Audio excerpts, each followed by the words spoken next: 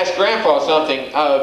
You were there also when Uncle Dave was on the Opry. A lot of people think that you learned from him, but you told me one time that you had already pretty well got your style down when Uncle Dave came. Yeah, I really learned from that lady right back yonder that's got a picture up there, Cousin Emmy.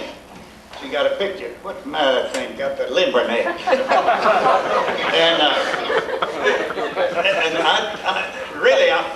I didn't know how, but I loved that 5-string, you know, and that she played. And I used to follow her around and get her to pick for me. And finally she said, well, why don't you go get you a banjo and I'll teach you how. And she got tired of it, you know. And so I did. I was going up through Akron, Ohio, and I went in a pawn shop and got me a banjo for $15, I believe, something like that. And I come back and it was a good banjo because banjos, nobody wanted them back then, 5 strings, you know. And Oz, I think, he's got part of that old banjo now. I think I have. Yeah, and you put a neck on. Yeah. Put another neck on. And I learned from her, but that was 1937, and it wasn't until 1945 or 46. No, wait a minute. Yeah, it's about 45 that I first put it on a record. I was afraid to pick it on a record, you know. That was Mountain Dew? Or was that Mountain Dew? Or Rattler was, and Ramona there played the guitar, and Cowboy Copus played guitar. I mean, she played fiddle, or bass. What did you play? I played bass. Clovis played guitar. She played bass. Yeah! Played bass.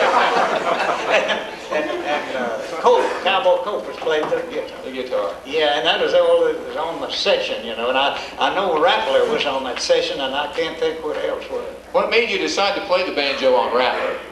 On what? What made you decide to play the banjo on that record? That was the first time you played the 5-string banjo. Well, I don't know. Sid Nathan was the producer, if he was a producer, and he owned that King Records. King Records. And I reckon he wanted me to do it, I guess. Sounds good. Sort of brought the 5-string banjo out of extinction there, because that was the first record that heard on it quite a while. About that, but anyhow, that's my first. Well, when did you first meet Uncle Dave, Grandpa? Do you remember the first time Well, you met I came to WSM in '46, and that's when I met Uncle Dave, and I had the good fortune of playing a couple of 3 days with him. One time he rode back from Columbus, Ohio. He said, he called everybody Cap, didn't he? That's right.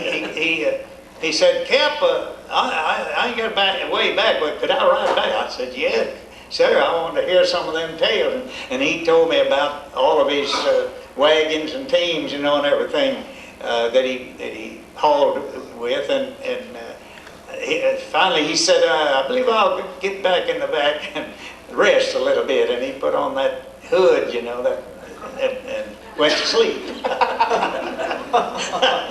Do you remember that hood? I sure do. There's one little story I'd love to tell. It's the greatest story I ever heard in my life. That Uncle Dave and all of us. We was down in Florida playing a nursing home. All you folks ought to know what a nursing home is. They roll the people out in wheelchairs and some of them. Yeah, that's right. Not long, but I'll be there. So we was playing this nursing home, and all the people, their heads all bowed down, half of them was asleep and everything. And Roy done the best he could do with it, put on a pretty good show, and he asked Uncle Dave to come out. Uncle Dave come out, and they looked the crowd over, and they's all sitting on the shawls, wrapped around their head and everything, half of them asleep. Uncle Dave said, well, I may be a little old and ugly, but I don't feel a damn bit lonesome here today.